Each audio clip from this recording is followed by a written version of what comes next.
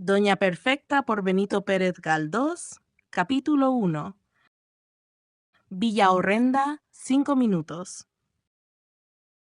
Cuando el tren mixto descendente, número 65, no es preciso nombrar la línea, se detuvo en la pequeña estación situada entre los kilómetros 171 y 172, casi todos los viajeros de segunda y tercera clase se quedaron durmiendo o bostezando dentro de los coches porque el frío penetrante de la madrugada no convidaba a pasear por el desamparado andén.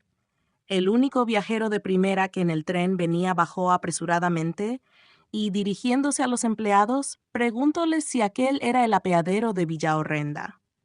Este nombre, como otros muchos que después se verán, es propiedad del autor.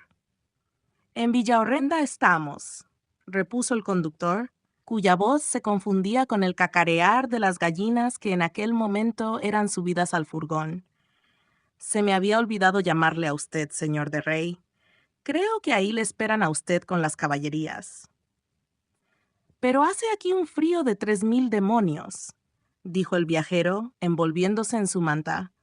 «¿No hay en el apeadero algún sitio donde descansar y reponerse antes de emprender un viaje a caballo por este país de hielo?»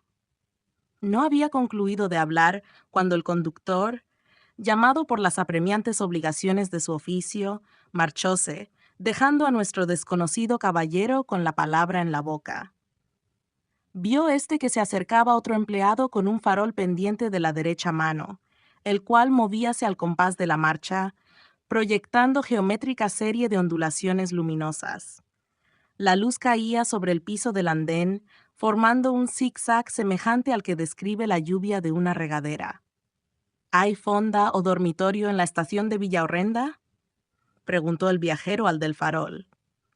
«Aquí no hay nada», respondió secamente, corriendo hacia los que cargaban y echándoles tal rociada de votos, juramentos, blasfemias y atroces invocaciones que hasta las gallinas, escandalizadas de tan grosera brutalidad, murmuraron dentro de sus cestas. «Lo mejor será salir de aquí a toda prisa», dijo el caballero para su capote. «El conductor me anunció que ahí estaban las caballerías». Esto pensaba cuando sintió que una sutil y respetuosa mano le tiraba suavemente del abrigo. Volvióse y vio una oscura masa de paño pardo sobre sí misma revuelta y por cuyo principal pliegue asomaba el avellanado rostro astuto de un labriego castellano. Fijóse en la desgarbada estatura que recordaba al chopo entre los vegetales. Vio los sagaces ojos que, bajo el ala de ancho sombrero de terciopelo viejo, resplandecían. Vio la mano morena y acerada que empuñaba una vara verde, y el ancho pie que al moverse hacía sonajear el hierro de la espuela. «¿Es usted el señor don José de Rey?», preguntó, echando mano al sombrero. «Sí, ¿y usted?», repuso el caballero con alegría, «será el criado de doña Perfecta que viene a buscarme a este apeadero para conducirme a Orbajosa. El mismo. Cuando usted guste marchar, la jaca corre como el viento. Me parece que el señor don José ha de ser buen jinete. Verdad es que a quien de casta le viene». «¿Por dónde se sale?», dijo el viajero con impaciencia. «Vámonos de aquí, señor. ¿Cómo se llama usted?». «Me llamo Pedro Lucas», respondió el del paño pardo, repitiendo la intención de quitarse el sombrero, «pero me llaman el tío Licurgo. ¿En dónde está el equipaje del señorito?».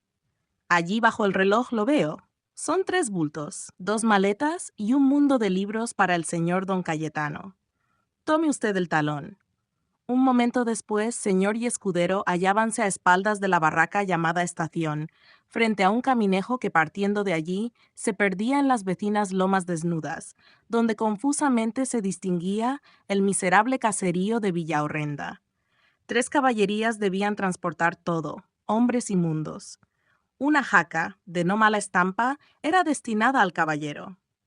El tío Licurgo oprimiría los lomos de un cuartago venerable, algo desvencijado, aunque seguro, y el macho, cuyo freno debía regir un joven zagal de piernas listas y fogosa sangre, cargaría el equipaje. Antes de que la caravana se pusiese en movimiento, partió el tren, que se iba escurriendo por la vía con la parsimoniosa cachaza de un tren mixto.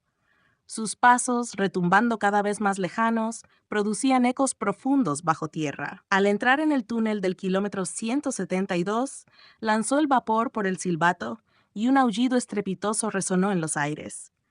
El túnel, echando por su negra boca un hálito blanquecino, clamoreaba como una trompeta. Al oír su enorme voz, despertaban aldeas, villas, ciudades, provincias. Aquí cantaba un gallo, más allá otro. Principiaba a amanecer.